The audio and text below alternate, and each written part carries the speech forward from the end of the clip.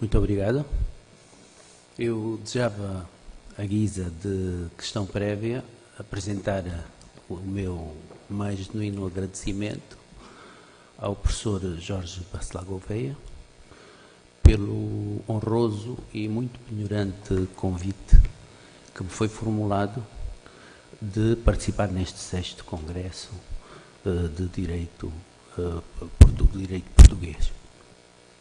Gostava de estender também o meu agradecimento e a minha saudação ao professor Vladimir Brito e gostava também de saudar os meus colegas oradores e palestrantes aqui presentes, bem como os restantes convidados aqui presentes. O meu tema tem a ver com a minha exposição, tem como título O Velho e o Novo Processo Penal Angolano. Trata-se de um tema que resulta da confrontação que foi feita, ou feita por um trabalho que foi feito de confrontação, entre o Código de Processo Penal de 1929, português, Código Português, que está em vigor até o presente momento em Angola, e o Código de Processo Penal, que neste momento está em projeto, está na forja em fase de aprovação pelo Parlamento angolano. Por isso é importante até dizer que o Parlamento já aprovou na generalidade e que só falta aprovar, vamos lá, na especialidade. Por isso, trata-se então de um trabalho pela sua magnitude e até mesmo pela qualidade de inovações que veicula.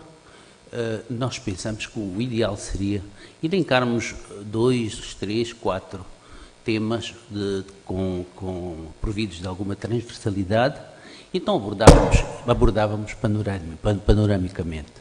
Então, assim, nós vamos fazer uma pequena introdução, vamos falar sobre a fiscalização judicial no âmbito da instrução preparatória, vamos falar da coordenação entre o Ministério Público e as polícias, vamos lá, e a Polícia Criminal, e, naturalmente, terminaremos com algumas conclusões. Por isso, nós escolhemos estes temas não porque fossem os únicos, mas porque julgamos pela sua importância, pela sua transversalidade e até pelo o número de questões que vêm, e questões, controvérsias, polémicas que vêm levantando, sentimos que seja um tema que efetivamente possa interessar. Entretanto, e desculpem o pleonasmo, vou então iniciar pela introdução e enquadramento constitucional. Aqui importa, à guisa de preâmbulo, dizer que o nosso Código Penal e o nosso Código de Processo Penal são portugueses, ou seja, nasceram em Portugal. O Código Penal é em 1886 e o Código de Processo Penal em 1929. O que quer dizer que o primeiro está a completar 133 anos e o segundo a completar 90 anos. Naturalmente que estes dois códigos, assim como a maior parte dos angolanos, sobreviveram a 3 regimes políticos. Um regime colonial, baseado ou alicerçado numa ditadura, depois, no pós-independência, um regime socialista que também se designou de ditadura democrática revolucionária e, nos últimos 25 anos, ainda sobreviveu a democracia multipartidária que, como sabem, consolidou-se a partir da Lei de Revisão Constitucional de 1992 e com a Constituição de fevereiro de 2010. Por isso, são precisamente os 3 regimes a que estes nossos códigos sobreviveram. Por isso, neste particular, contrariamente, e aqui importa fazer uma pequena diferença, é que enquanto o Código de Processo Penal nasceu no dialbar da ditadura salazarista, em 1929, o Código Penal calcorreou não 3, mas 4 regimes políticos, porque ele nasceu precisamente no esplendor do reinado del rei Dom Luís I.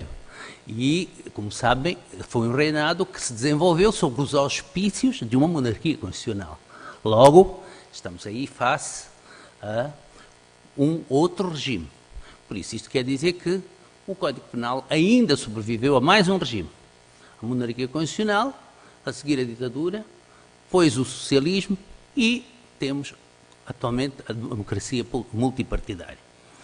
Bem, provavelmente este cenário, vamos lá, este cenário político, social, económico, provavelmente tenha explicado a grande resiliência deste código, porque eu mesmo assim não resisto à tentação de vos recordar uma questão que é importante para explicar a resiliência desses códigos.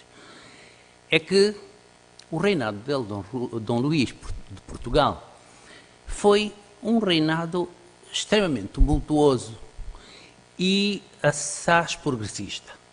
E porquê? Porque nele ocorreram factos com muita relevância jurídica. Foi no reinado do rei Dom Luís I, aliás, o nome do próprio rei era o Popular, foi neste reinado em que, em 1867, foi abolida a pena de morte para crimes comuns. Neste mesmo reinado, e nesse mesmo ano, foi aprovado o famoso Código Civil de Seabra, em 1867. E, se recordarem, foi em 1869, 2 anos logo a seguir, que foi aprovado, foi abolida a escravatura. E isso, ainda outro elemento que considero juridicamente relevante, foi em 1884 e 85 que foi realizada a Conferência de Berlim, que fez a partilha de África, ou seja, entre as grandes potências. Por isso, e em 1886 temos então a aprovação do nosso Código Penal. Bem, o que quer dizer que todo este cenário, e tendo em conta que foi neste reinado também em que despontaram os partidos de esquerda e o republicanismo, foi neste reinado, todo este cenário acabou sendo um fator importante de impacto nestes códigos e que lhe incorporou grande resiliência. E não há dúvida que todo o facto de ele ter nascido num cenário progressista e abolicionista, incorporou no Código os valores mais modernos, os valores mais avançados daquela época. Agora, voltando aos nossos códigos, importa aqui levantar uma questão muito corrente.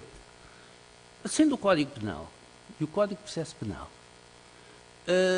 ou mesmo até o direito penal e o direito processual penal, um conjunto, ramos de direito que têm por objetivo a defesa dos interesses mais importantes de qualquer sociedade ou Estado, e até mesmo da ordem que melhor corresponde aos seus interesses fundamentais, como foi possível que estes códigos tivessem toda esta longevidade e servindo regimes tão diferentes, contraditórios, regimes até antagónicos e códigos que têm um objetivo que é a defesa dos interesses fundamentais de um Estado, acabam por servir Estados tão diversos. Naturalmente que a resposta é que durante o seu percurso, durante a sua carreira, o ordenamento jurídico incorporou naturalmente um conjunto de leis avulsas, um conjunto de instituições, um conjunto de mecanismos que foram fazendo a adaptação. Aliás, à guisa de exemplo, teremos, por exemplo, mesmo ainda na ditadura, em 1945, foi aprovada a lei, o Decreto-Lei 35.007, como se recordam, era um decreto que tinha a ver com a atribuição ao Ministério Público da Direção de Instrução. Mas como veem, logo a seguir, 9 dias depois, em 1945, é criada a PIDE. O que isto quer dizer? Isto quer dizer que, por por um lado, está-se a atribuir ao Ministério Público, está-se a atribuir a função de direção da instrução, que até à altura não tinha. Mas, por outro lado, está-se a criar uma polícia, que era a Polícia Internacional de Defesa do Estado, que podia instruir processos sem o controle do Ministério Público. Bem, como sabem, a PIDE é uma polícia bem representativa do sistema colonial, vamos lá, da ditadura. Quando passamos para a fase, vamos considerar assim, socialista, o que ocorre, isto em Angola, estamos a falar do pós-independência, foram também instituídos, vamos lá, alguns mecanismos, algumas instituições, como por exemplo o Sistema Unificado de Justiça, por exemplo o Tribunal Popular Revolucionário, que era um tribunal, uns dizem que é um tribunal de exceção, outros dizem que é um tribunal especial, mas o certo é que foi criado um tribunal com vista para julgamento dos crimes contra a segurança do Estado. Isto foi vamos lá, passos no sentido da adaptação dos códigos, vamos lá, da lei penal ao novo regime político, que era o regime chamado regime socialista, ditadura democrática revolucionária, e foi aprovada então a Lei 378, que acabou por instituir a pena de morte. Por isso, como veem, estes códigos, se foram mantendo esta longevidade, essa resiliência, foi com base em institutos, com instituições que foram sendo integradas, que foram sendo incluídas ao nível do ordenamento jurídico. Quando, no advento da democracia multipartidária, nós sentimos que surgiram outras figuras, como, por exemplo, a presunção de inocência, nos termos da Lei de Revisão Constitucional de 1992. Por exemplo, a questão do juízo das garantias, nos termos, por exemplo, da Constituição da República de Angola. Por isso, da última Constituição de 2010. Isto para mostrar de que maneira é que estes códigos foram, efetivamente, também mantendo esta longevidade e esta resiliência. O mais expressivo dos mecanismos foi aquilo a que o nosso professor, professor Vasco Grandão Ramos, que é um professor que deu aulas durante, já jubilado, que deu aulas durante muito tempo na Universidade de Agostinho Neto, chamava de conformidade constitucional, que também este foi um dos mecanismos que foi utilizado para que os códigos pudessem ir adaptando durante este longo período.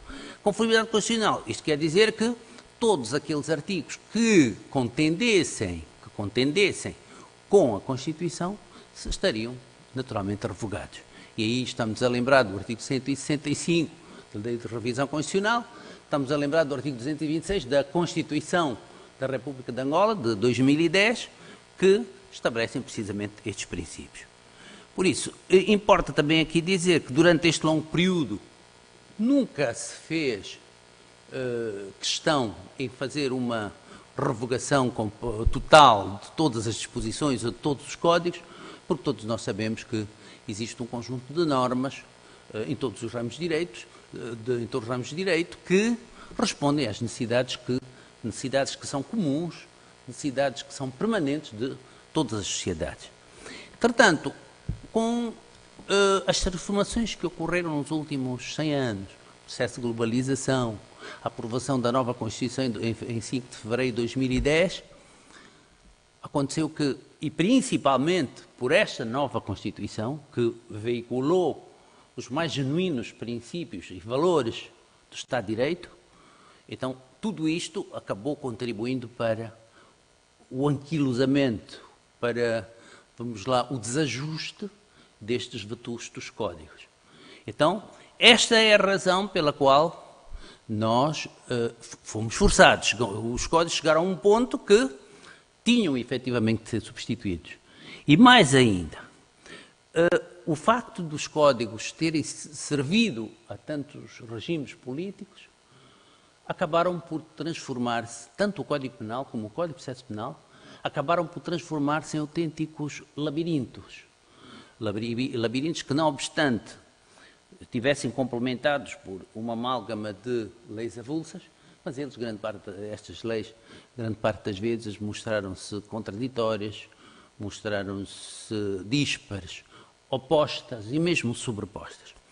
Por isso, isto para, em termos de introdução, para explicar que razões é que contribuíram para que hoje estivéssemos neste período de reformas.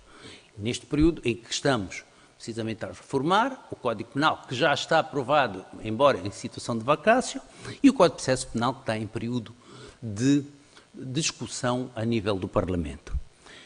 Entrando no ponto 2, sobre a fiscalização na instrução preparatória, aí entra na ribalta a questão do juiz das garantias. Importa aqui dizer que Angola, durante 170 anos, não conheceu fiscalização judicial de instrução preparatória. Ou seja, a instrução preparatória não era fiscalizada por juízes. Bem, e, se nos recordarmos, historicamente, a primeira, e isto historicamente, e aí temos que lançar mãos, temos que remontar ao direito português. Historicamente, a primeira experiência de fiscalização deu-se precisamente com os juízes de instrução. Juízes de instrução no quadro daquilo que se chamou novíssima reforma. Isto em 1841, no tempo de Dona Maria II, Rainha de Portugal. Foi aí que aparece a primeira experiência de juízes de instrução. Estes juízes de instrução duraram pouco tempo, porque o Código de 1929, que era o código que foi o código que substituiu a essa novíssima reforma, acabou por banir o juiz de instrução e deu o poder de direção de instrução ao juiz do julgamento. Pronto, isto criou, naturalmente, foi uma solução que tornou o processo penal um processo de acusatório meramente formal. Depois, foi aprovado o Decreto de Lei 35.007, com vista a resolver este problema. O Decreto 35.007 também não conseguiu resolver este problema, embora tenha atribuído a direção da instrução ao Ministério Público, mas não resolveu porque existiam polícias, e aí não só a Polícia Judiciária, mas a PIDE, que faziam a instrução à revelia ou sem qualquer fiscalização do Ministério Público. Por isso, não foi alcançado o grande objetivo que se pretendia de se tornar o processo penal um processo mais acusatório.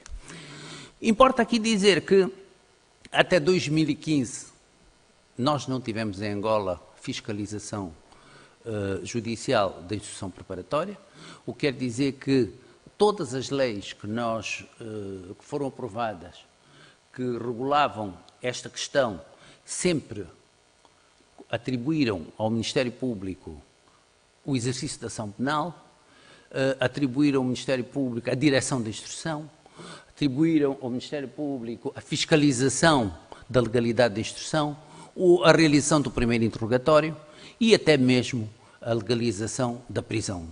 Estes atos eram todos praticados pelo Ministério Público e, como veem, que alguns deles até têm natureza jurisdicional. Entretanto, o artigo 186 da Constituição de 2010 consagra, o artigo 186 consagra que o juiz das garantias é um árbitro com iniciativa processual, que não tem iniciativa processual, nem iniciativa probatória. Mas notou-se que a nossa lei, nos termos dos artigos 169, estou a falar do projeto-lei, o novo projeto-lei do Código de Processo Penal, nos termos do artigo 169, 313, 314, o que acabaram por fazer? Foram para além daquilo que a lei constitucional previa. A lei constitucional previa um juiz de garantias, vamos lá, sem iniciativa processual, sem iniciativa probatória, ou seja, no fundo era um juiz árbitro que estaria numa condição de julgar os atos praticados pelo Ministério Público. Quando o Ministério Público realizasse a prisão preventiva, então haveria uma impugnação a esse juiz, chamado juiz de turno, e este juiz de turno teria efetivamente a função de dirimir o conflito. Mas O Código de Processo Penal, o novo Código de Processo Penal, foi para além disso, criando efetivamente um autêntico juiz, vamos lá, de instrução. Por isso é o que nós contamos agora, porque nós vemos que nos termos do artigo 169, o primeiro interrogatório do arguido é realizado pelo juiz das garantias. O primeiro interrogatório do arguido preso é realizado pelo juiz das garantias. É um interrogatório efetuado exclusivamente pelo juiz das garantias, mas que é feito na presença do Ministério Público e do advogado constituído. Depois, na fase de instrução, o juiz das garantias também aplica medidas de coação, isto nos termos do artigo 313. O Ministério Público também pode aplicar medidas de coação, alterá-las ou revogá-las mediante a fiscalização do juiz, salvo tratando-se da prisão preventiva ou da prisão preventiva domiciliária. Quer dizer que o Ministério Público pode aplicar todas as medidas de coação, exceto a prisão preventiva e a prisão preventiva domiciliária. Bem, entretanto, aqui importa esclarecer de uma realidade. Não obstante o projeto de Código de Processo Penal tenha vindo trazer esta inovação, vamos lá, do juiz de garantias que realiza o primeiro interrogatório do arguido preso e que realiza a prisão preventiva, mas é importante dizer que a Lei 25 de 2015 já faz referência a esta fiscalização em termos de juiz de turno. Quer dizer que houve por parte do Código de Processo Penal apenas um aperfeiçoamento deste princípio. Agora, no quanto à coordenação entre o Ministério Público e os órgãos de polícia criminal, aqui importa dizer que o artigo 48º veio repor, vamos lá, de forma eloquente, a direção de instrução por parte do Ministério Público. Aí é uma coisa clara, dizendo que compete ao Ministério Público dirigir a fase instrutória, sem prejuízo da fiscalização de direitos através do magistrado, do magistrado judicial. Por isso, estamos aqui face a um artigo que se compagina precisamente com a Constituição de 5 de fevereiro de 2010. Razão pela qual sentimos que este é um artigo que é válido e é curial em qualquer Estado de Direito. No que diz respeito aos órgãos de polícia criminal, os órgãos de polícia criminal até ao momento não tinham consagração no Código de Processo Penal. Neste momento, o estabelecimento de um estatuto, o estabelecimento do papel dos órgãos de polícia criminal no âmbito do Estado, do Código de Processo Penal, constitui naturalmente uma grande inovação. Uma grande inovação porquê? Porque conseguimos precisar, tornaram-se mais precisas as relações entre a polícia criminal e os órgãos, as autoridades judiciárias. Coisa que não estava, a situação que não estava muito clara e que agora, através do novo projeto de Código de Processo Penal, precisamente nos termos do artigo 55, que diz que compete aos órgãos de polícia criminal assistir e coadjuvar as autoridades judiciárias no exercício das funções que desempenham, na realização dos fins de processo, na administração da justiça penal, procedendo, nomeadamente, à investigação das infrações penais e à instrução dos processos. Por isso, os órgãos de polícia criminal atuam sob orientação direta e na dependência funcional dos órgãos judiciários. Por isso, essa é uma questão que ficou aclarada aqui, mas eu não posso, não resisto à tentação, em sede do presente tema, de falar-vos da opinião ou do parecer do professor Dr. José Manuel Damião da Cunha, que até é professor da Universidade Católica do Porto, de Portugal, em que ele, de forma genérica, ele diz, e arquetipicamente, ele considera que é possível encontrar 3 modelos de relações entre a polícia criminal e as organizações judiciárias. Ou seja, a polícia criminal e o Ministério Público ou o juiz. Então, ele divide estas relações em três. Primeira é uma relação de dependência funcional, ou uma relação de dependência organizatória, ou autonomia. Isto quer dizer que os órgãos de polícia criminal podem funcionar com toda a polícia sob a dependência do Ministério Público. Aí estamos face à dependência funcional. Podem funcionar apartados. Isso quer dizer que apartamos a polícia que exerce funções no direito processual penal e esta polícia fica sob a dependência do Ministério Público e as restantes polícias saem fora da alçada desta dependência. Por isso, esta é a dependência organizatória, que é precisamente a que o nosso código, o nosso projeto de código, abraçou. O nosso projeto de código abraçou esta dependência organizatória.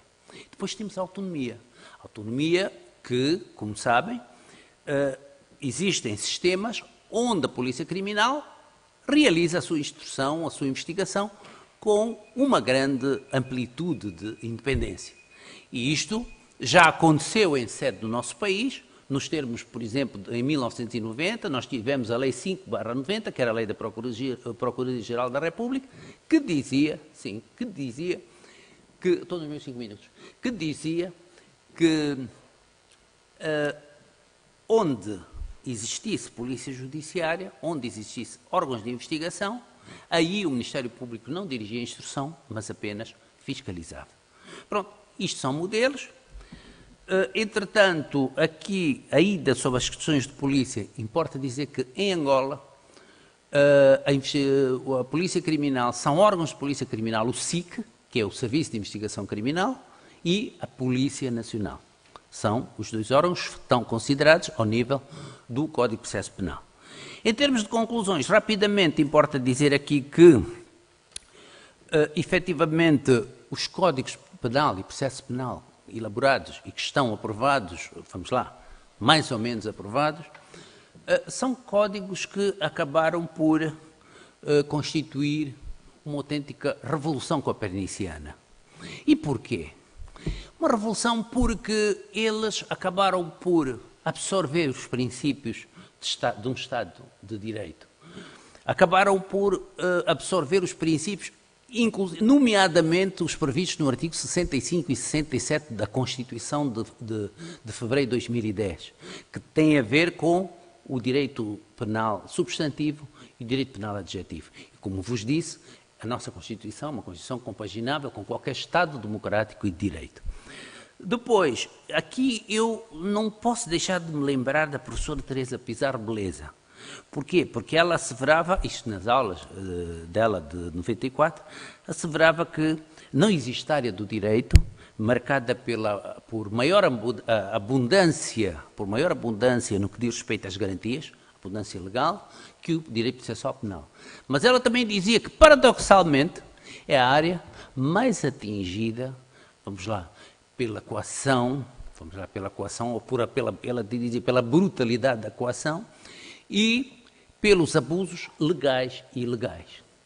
E ainda para terminar mesmo, não posso deixar de falar aqui e recordar-me do professor Figueiredo Dias, que dizia que se nós quisermos um processo penal que ao mesmo tempo seja simultaneamente eficaz e garantístico, ele tem que ser, vamos lá, unitário no que diz respeito, vamos lá, à concepção de política criminal.